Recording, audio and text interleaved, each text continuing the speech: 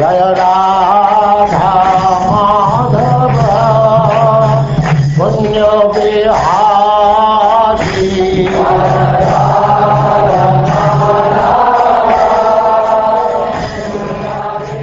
And now chapter 2, the dynasties of the sons of Manu.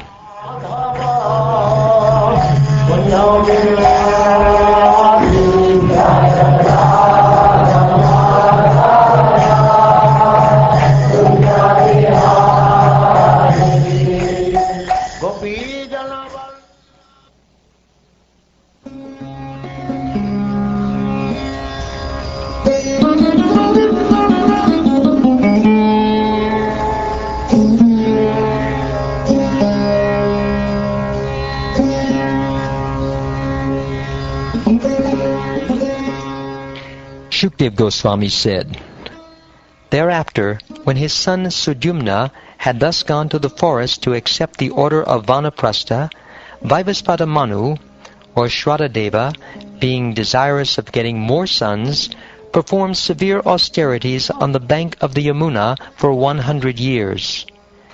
Then, because of this desire for sons, the Manu known as Shradadeva worshipped the Supreme Lord, the personality of Godhead, the Lord of the demigods. Thus he got 10 sons exactly like himself. Among them all, Ikshvaku was the eldest. Among these sons, Prashadra, following the order of his spiritual master, was engaged as a protector of cows. He would stand all night with a sword to give the cows protection. Once at night, while it was raining, a tiger entered the land of the cowshed. Upon seeing the tiger, all the cows, who were lying down, got up in fear and scattered here and there on the land. When the very strong tiger seized the cow screamed in distress and fear, and Prashadra, hearing the screaming, immediately followed the sound. He took up his sword, but because the stars were covered by clouds, he mistook the cow for the tiger and mistakenly cut off the cow's head with great force. Because the tiger's ear had been cut by the edge of the sword, the tiger was very afraid, and it fled from that place while bleeding on the street. In the morning, when Prashadra, who was quite able to subdue his enemy, saw that he had killed the cow, although at night he thought he had killed the tiger, he was very unhappy. Although Prashadra had committed the sin unknowingly, his family priest, Vasishta, cursed him, saying, "In your next life you shall not be able to become a Kshatriya. Instead, you shall take birth as a Shudra because of killing the cow." When the hero Prashadra was thus cursed by his spiritual master, he accepted the curse with folded hands. Then, having controlled his senses, he took the vow of brahmacharya, which is approved by all great sages. Thereafter, Prashadra gained relief from all responsibilities, became peaceful in mind, and established control over all his senses.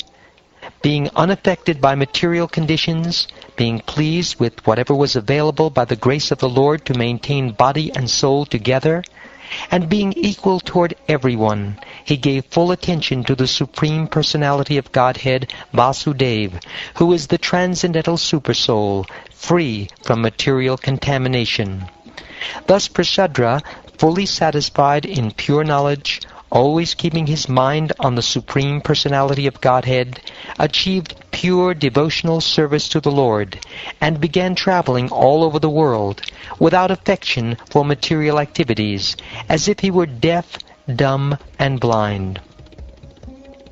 With this attitude, Prashadra became a great saint, and when he entered the forest and saw a blazing forest fire, he took this opportunity to burn his body in the fire. Thus he achieved the transcendental, spiritual world. Being reluctant to accept material enjoyment, Manu's youngest son, whose name was Kavi, gave up the kingdom before attaining full youth. Accompanied by his friends, he went to the forest, always thinking of the self-effulgent, Supreme Personality of Godhead within the core of his heart. Thus he attained perfection. From Kurusha, another son of Manu, came the Karusha dynasty, a family of Kshatriyas. The Karusha Kshatriyas were the kings of the northern direction. They were celebrated protectors of Brahminical culture and were all firmly religious. From the son of Manu, named Drishta, came a Kshatriya caste called Darshta, whose members achieved the position of Brahmins in this world. Then from the son of Manu, named Nriga, came Sumati.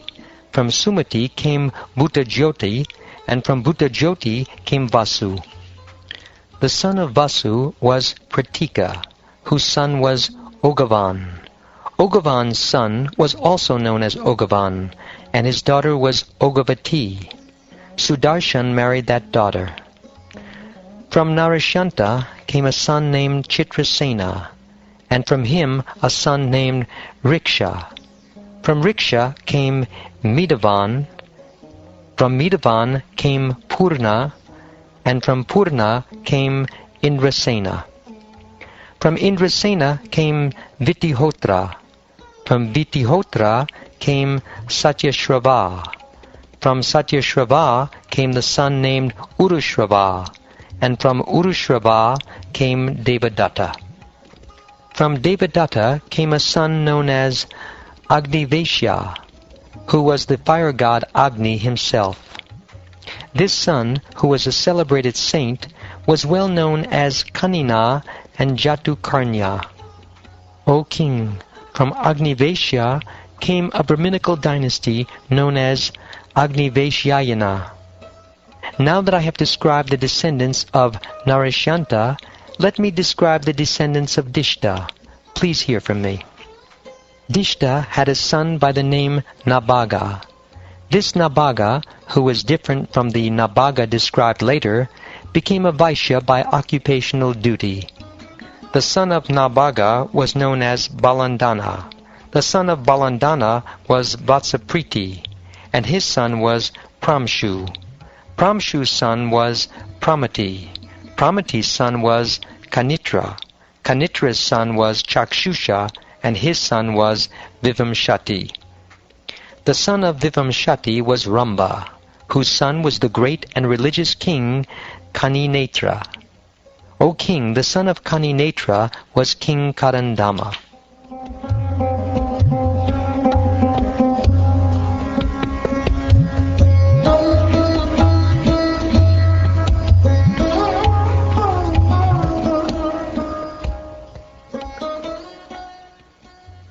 From Karandama came a son named Avikshit, and from Avikshit a son named Marutta, who was the emperor. The great mystic Samvarta, the son of Angira, engaged Marutta in performing a sacrifice. The sacrificial paraphernalia of King Marutta was extremely beautiful, for everything was made of gold. Indeed, no other sacrifice could compare to his. In that sacrifice, King Indra became intoxicated by drinking a large quantity of somaras. The Brahmins received ample contributions, and therefore they were satisfied. For that sacrifice, the various demigods who control the winds offered foodstuffs, and the Vishvadevas were members of the assembly. Marutta's son was Dhamma. Dhamma's son was Rajavardhana. Rajavardhana's son was Sudriti, and his son was Nara. The son of Nara was Kevala, and his son was Danduman, whose son was Vegavan. Vegavan's son was Buddha, and Buddha's son was Trinabindu, who became the king of this earth.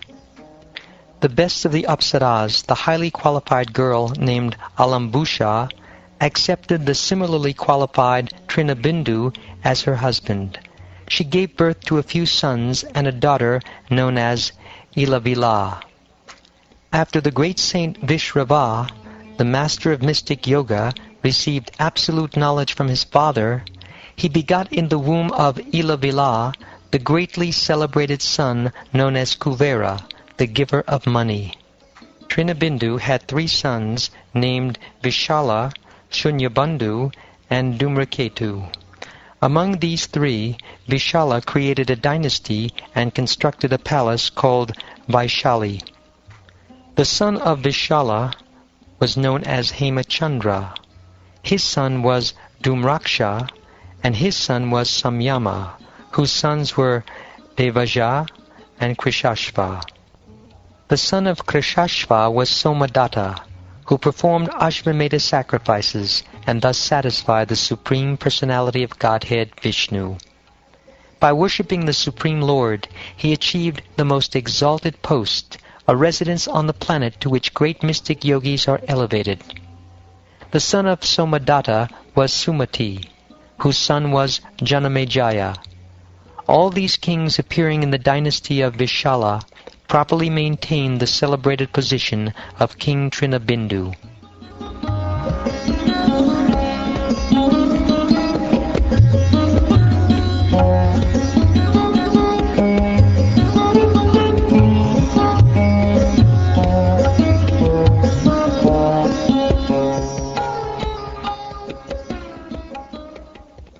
Thus ends the second chapter of the 9th canto of the Srimad Bhagavatam, entitled The Dynasties of the Sons of Manu.